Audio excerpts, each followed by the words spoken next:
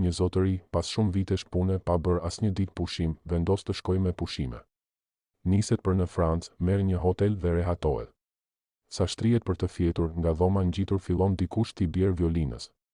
Nuk duron dot, shkon te dera, i bie dhe i thot, po më bezdis se kam ardhur për pushime. Violinisti i përgjigjet, më vjen keq, por po bëj prova se kam koncert. Kështu vazhdon për 4 ditë rresht, violinisti i binte violinës, ndërsa shqiptari i binte derës. Por përgjigjja ishte gjithmonë e njëjtë, kam prova se kam koncert. Ditën e 5, shqiptari vendos të shkojë prapë te dera, por sapo e hap, ndalon dhe kthehet mbrapsht. Violinisti i habitur e thërret, prit ku po shkon? Por shqiptari as që kthehet më. Violinisti fillon të bëhet merak. Lë violinën dhe shkon të shoh çfarë ka ndodhur. Kur hap derën e dhomës së shqiptarit, e gjen duke i rënë me dorë. Çfarë po bën, e pyet i habitur. Sot kam prova, ia kthen shqiptari. Nesër, po dëgjova violin, kam për të shkërbyer gjithë rrobat.